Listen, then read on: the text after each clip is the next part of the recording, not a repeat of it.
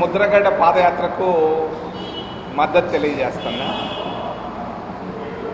కాపులకు రిజర్వేషన్లు తప్పనిసరిగా ఇవ్వాల్సిన బాధ్యత రాష్ట్ర ప్రభుత్వం పైన ఉంది. అంబేద్కర్ గారు కూడా దీన్ని సమర్థించారు కాపుల రిజర్వేషన్ విషయంలో. దామోదరం సంజయ్ గారు ముఖ్యమంత్రి ఉన్నప్పుడు కూడా జీవో ఇష్యూ చేశారు. ఓబీసీలకు ఇస్తున్నటువంటి 27% రిజర్వేషన్లు తాకకుండా, దాని జోలికి పోకుండా ప్రత్యేకంగా కాపులకు రిజర్వేషన్లు ఇవ్వడం ధర్మం. దాన్ని నేను సమర్థిస్తున్నా. ముద్రగడ పాదయాత్రను కూడా నేను సపోర్ట్ చేస్తాను. ఆయన వల్ల ఆయన వ్యతిరేకించాడు.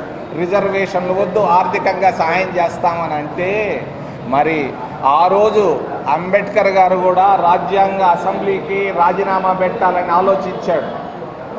ఆయన భార్య ద్వారా జవహర్లాల్ నెహ్రూ గారికి చెప్పి పంపించాడు, నా వల్ల కాదు, నేను ఈ రాజ్యాంగ అసెంబ్లీలో ఉన్నటువంటి వాళ్ళను నేను మేనేజ్ చేయలేకపోతున్నాను, రాయమంటే రాయగలనే కానీ వీళ్ళు మాట్లాడే మాటలు నాకు చాలా నా ఆత్మగౌరవాన్ని నన్ను దెబ్బతీస్తున్నాయి, నాకు వద్దు ఈ రాజ్యాంగ రాసే పని అని.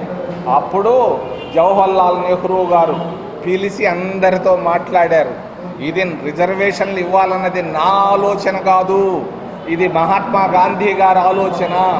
ఈ దేశం కలిసి ఉండాలనంటే వీళ్ళని జాగ్రత్తగా మనం పెట్టుకోవాలి, ముస్లింలను జాగ్రత్తగా పెట్టుకోవాలి, దళితులను జాగ్రత్తగా పెట్టుకోవాలి. అంతేగాని వీళ్ళని మనం రకరకాలుగా ఈ విధంగా చేస్తే దెబ్బతింటాం.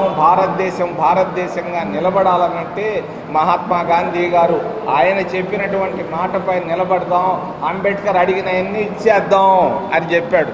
అప్పుడు అంబేద్కర్ రాస్తే ఈ రిజర్వేషన్లు ఇవన్నీ వచ్చాయి.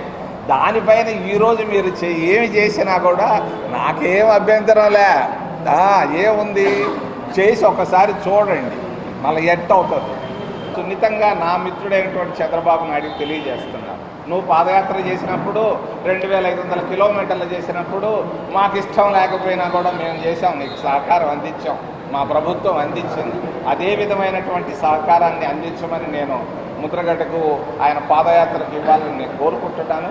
ఒక విషయాన్ని స్పష్టంగా చెప్పగలుగుతున్నాను, అంబేద్కర్ గారి ఆలోచన కూడా కాపులకు రిజర్వేషన్లు ఇవ్వాలని. ఆయన బ్రతికున్న సమయంలో రౌండ్ టేబుల్లో దళితుల అంశం వచ్చినప్పుడు కాపులకు కూడా రిజర్వేషన్లు ఇవ్వాలని అంబేద్కర్ గారు ఆ రోజు చెప్పారు.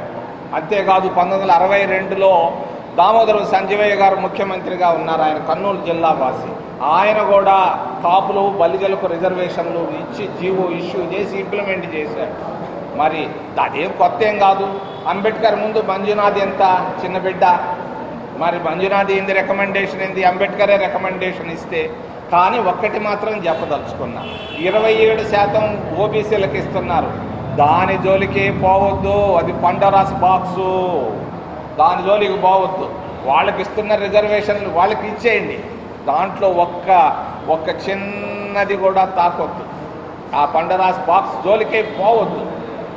మరి తమిళనాడులో ఇస్తున్నారు రిజర్వేషన్, ఆ మోడల్ని మీరు తీసుకొని కాపులకి వాళ్ళకి తగినట్టుగా మరి వాళ్ళకి రిజర్వేషన్లు ఇవ్వమని నేను డిమాండ్ చేస్తాను.